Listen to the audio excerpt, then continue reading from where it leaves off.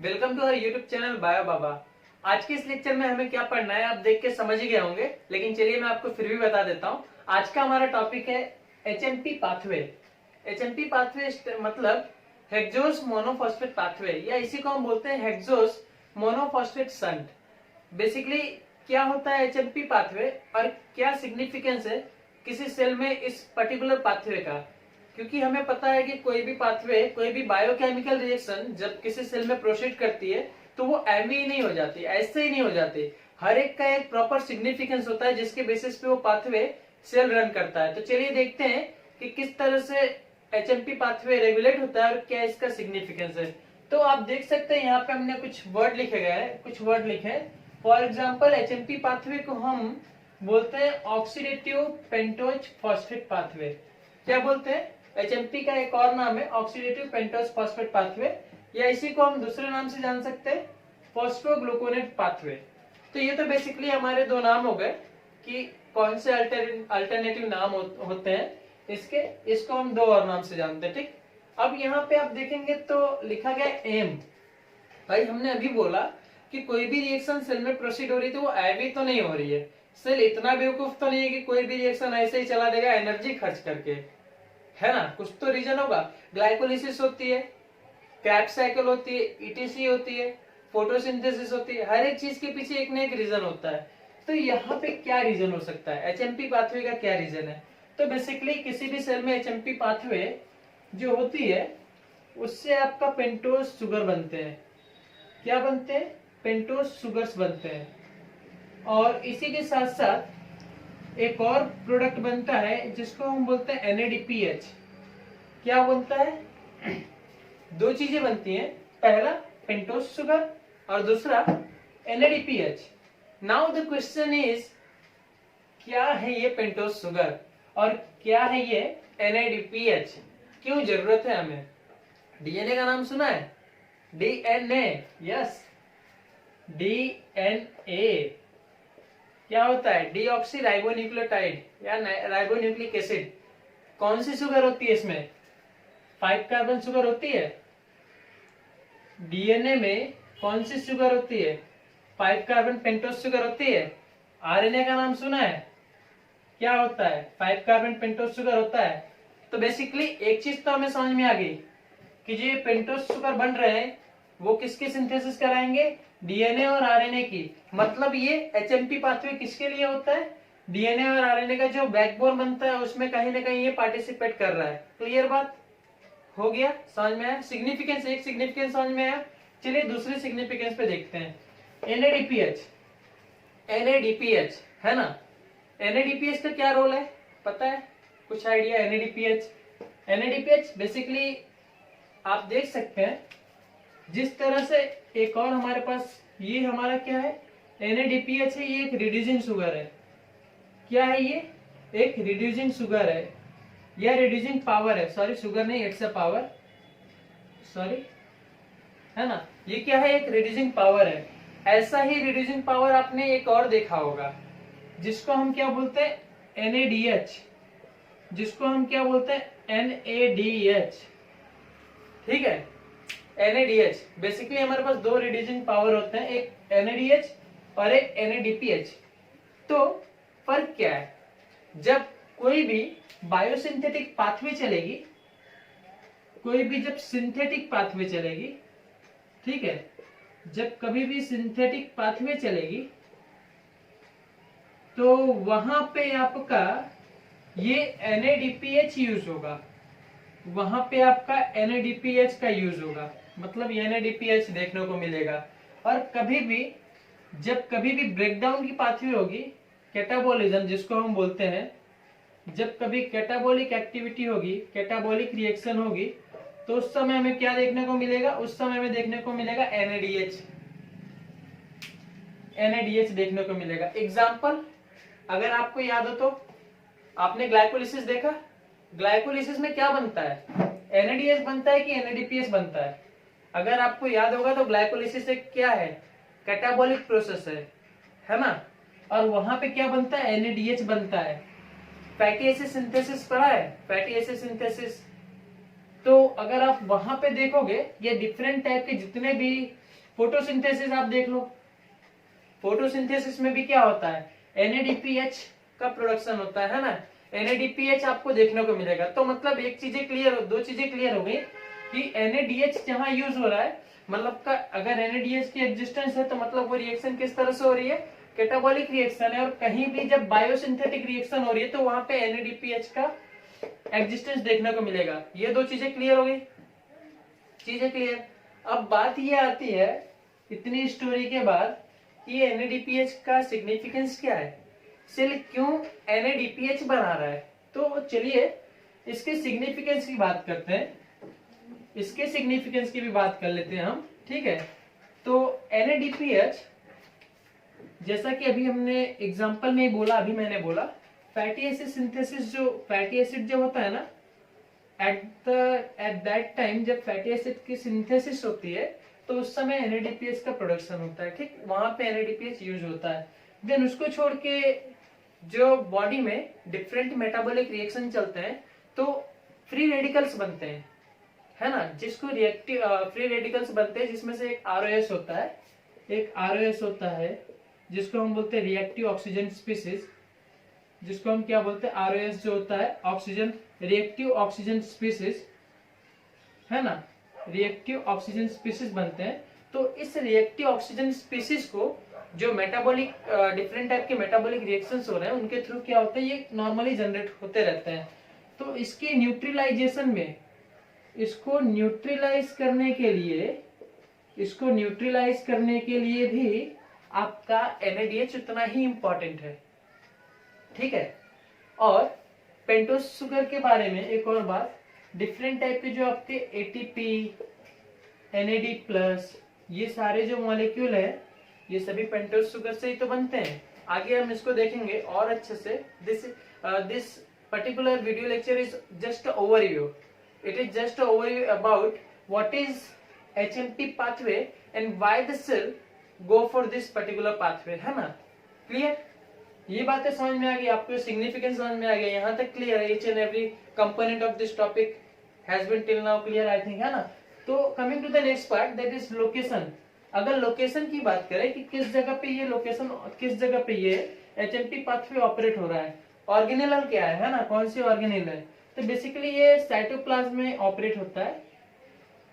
एक सेल के साइटोप्लाज्म में बेसिकली क्या है, HMP पाथवे कहाँ पे ऑपरेट हो रहा है, कोई भी सेल है उसके साइटोप्लाज्म में बेसिकली ऑपरेट हो रहा है। साइटोप्लाज्म, अब वो सेल जो होगा, है ना, वो जो सेल होगा वो एनिमल का भी हो सकता है, वो किसी एनिमल का भी हो सकता है या किसी प्लांट का भी हो सकता है। तो मतलब ये हम क्या बोल रहे हैं कि HMP पाथवे जो है वो बोथ में हो रहा है ना, वो प्लांट और एनिमल दोनों में हो रहा है। क्लियर, आपको ये बात क्लियर हुई कि जो HMP पाथवे है वो साइटोसोल में हो रहा है और प्लांट और एनिमल दोनों में हो रहा है, ठीक, क्लियर हो गई ये बात है।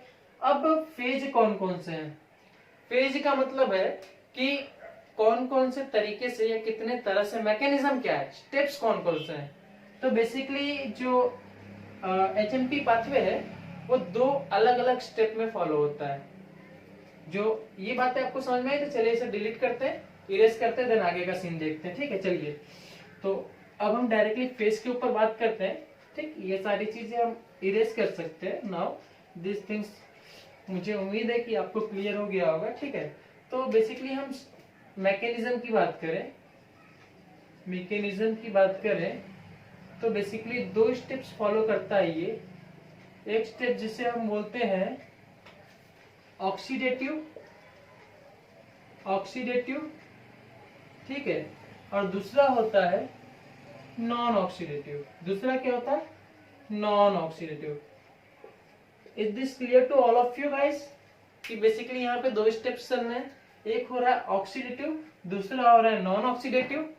अंतर क्या है, अंतर क्या है, क्या कहना क्या चाहते हैं हम, है ना, 3 इडियट में बोलते हैं ना, अरे कहना क्या चाहते हैं, जरा इजी शब्दों में बताए, आसान भाषा में। तो चलिए आसान भाषा में देखते हैं कि ऑक्सीडेटिव जो ये प्रोसेस है, ये स्टेप्स है, इसका पहला पॉइंट जो इंपॉर्टेंट पॉइंट है, ये एक इरिवर्सिबल प्रोसेस है, इरिवर्सिबल प्रोसेस है, ठीक है, इरिवर्सिबल होती है। और एट द एंड हमें क्या मिलता है, हमने अभी बोला ना कि पेंटोस शुगर मिलेगी, क्या मिलेगी, पेंटोस शुगर मिलेगी और साथ में क्या मिलेगा, NADPH मिलेगा।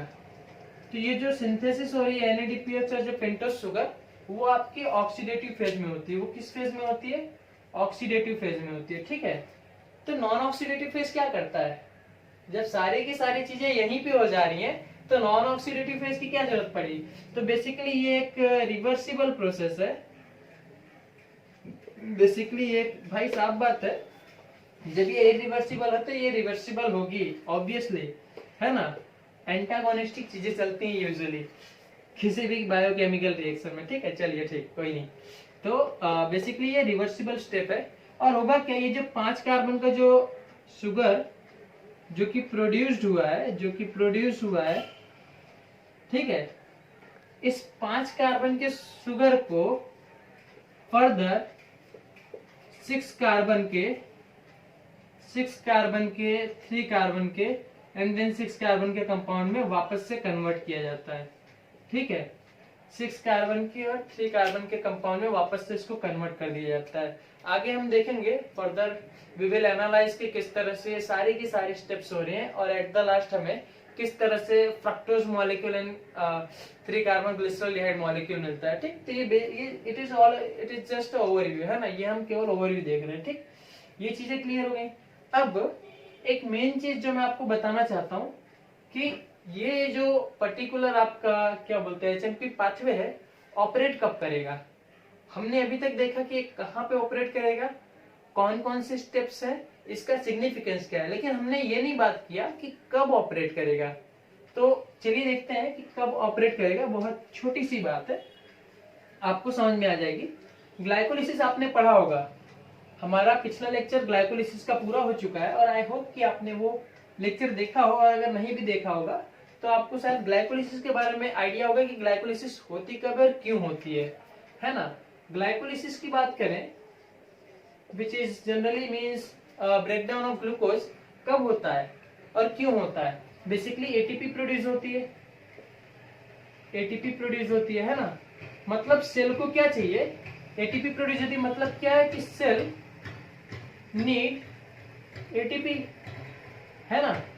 सेल को एटीपी की जरूरत है, सही बोल रहा हूं मैं, हाँ, सेल को एटीपी की जरूरत है, इज इट राइट, एकदम क्लियर है। तब वहां पे ग्लाइकोलिसिस हो रही है, ठीक है। आपने खाना खाया, सेल को एनर्जी की जरूरत है, सेल ब्रेकडाउन करके एनर्जी ले रही है एटीपी प्रोड्यूस करके, ठीक। उस केस में क्या होगा, जब आपने आपके पेट मतलब कि सेल को एनर्जी की जरूरत नहीं है लेकिन तब भी आप खाए जा रहे हो, तब भी ग्लूकोज लेवल हाई है, तो उस समय क्या होगा, बस यही कंडीशन है, हमें यही कंडीशन देखनी है ना। व्हेन, क्या बोला मैंने कि when ATP is abundant, when ATP is abundant, है ना। जब ATP abundant होगा इन अ सेल तो उस समय सेल ग्लाइकोलिसिस करेगा क्या, हाँ, उस समय ग्लाइकोलिसिस होगी, नो ग्लाइकोलिसिस। ग्लाइकोलिसिस क्या होगी, नहीं होगी। तो भाई जब ग्लाइकोलिसिस नहीं होगी तो क्या होगी, तो भैया जब ग्लाइकोलिसिस नहीं होगी तो HMP पाथवे होगा, ठीक है। तो क्या होगा, when no glycolysis, जब ग्लाइकोलिसिस नहीं हो रही है तो क्या होगा, HMP पाथवे होगा। उस टाइम क्या होगा, HMP पाथवे। तो मतलब हम बोल सकते हैं एक तरीके से अल्टरनेट है, it is alternative of glycolysis. Then इसलिए हम क्या बोलेंगे, it is alternative of glycolysis, it is alternative of glycolysis. आप सभी अग्री करते हैं ना भाई। हमने क्या बोला कि जब सेल में एटीपी की कमी थी, जब एटीपी नहीं था तो सेल क्या कर रहा है, एटीपी का प्रोडक्शन कर रहा है via the process called so called glycolysis. लेकिन अब क्या मैं बोल रहा हूँ कि कंडीशन चेंज हो गई है, सेल में अबंडेंट अमाउंट ऑफ एटीपी है, तो अब तो सेल को एटीपी की जरूरत है नहीं, तो सेल ग्लाइकोलिसिस क्यों करेगा। तो जब सेल ग्लाइकोलिसिस नहीं करेगा तो क्या करेगा, HMP पाथवे करेगा, है ना। तो होगा क्या, कैसे होगा, ये जो ग्लूकोज है ये यूनिडायरेक्शनल स्टेप ग्लूकोज से ग्लूकोज 6 फॉस्फेट बनता है, हम सभी को पता है। ग्लूकोज 6 फॉस्फेट जो है आइसोमराइज होके, ग्लूकोज 6 फॉस्फेट आइसोमराइज होके क्या बनता है, फ्रक्टोज 6 फॉस्फेट बनता है ना, फ्रक्टोज 6। लेकिन ये आइसोमराइजेशन नहीं होगा, अब क्या होगा, ये आइसोमराइजेशन नहीं होगा। जब एचएमपी पाथवे चलेगा तो यहाँ पे बस यहीं से ग्लूकोज 6 फॉस्फेट जो है वो एंटर कर जाएगा, कहाँ पे, वो एंटर कर जाएगा आपका एचएमपी पाथवे में। वो आपका कहाँ एंटर कर जाएगा, एचएमपी पाथवे में। चीजें समझ में आई कि कब ये रिएक्शन हो रही है, जब सेल में अबंडेंट अमाउंट ऑफ एटीपी है, तो उस समय सेल को जरूरत नहीं है एटीपी बनाने की, तो इसलिए क्या करेगा, सेल ग्लूकोज को यूटिलाइज कर देगा। ग्लूकोज 6 फॉस्फेट जब कन्वर्ट होगा तो उसी टाइम इसका फेट चेंज हो जाता है, और ये जो ग्लूकोज 6 फॉस्फेट है ये डायरेक्टली कहाँ चला जाता है, एचएमपी पाथवे में चला जाता है। क्लियर हो गया आपको, सब कुछ समझ में आया, ईच एंड एवरी पॉइंट, ठीक है। तो आज का ये वीडियो लेक्चर बस यहीं पे। अगले वीडियो लेक्चर में हम देखते हैं कि किस तरह से ये पूरा का पूरा एचएमपी पाथवे ऑक्सीडेटिव और नॉन ऑक्सीडेटिव फेज में ऑपरेट होता है। एंड देन वहां पे हम डिफरेंट टाइप के इंटरमीडिएट्स भी देखेंगे कि किस तरह से, आपने नाम सुना होगा जैसे कि जाइलोलोज का नाम सुना होगा आपने, जाइलोलोज 5 फॉस्फेट स्यूडोहेप्टिलोज, तो ये सारी चीजें भी वहां पे बनती हैं, ये सारी चीजें भी एचएमपी पाथवे में बनेंगी। We will see later on. Okay, thank you, thanks for watching. And if you think कुछ आपको नहीं समझ में आ रहा, so you can easily put a comment in a comment section. We will reply you and try to solve all the things. Okay.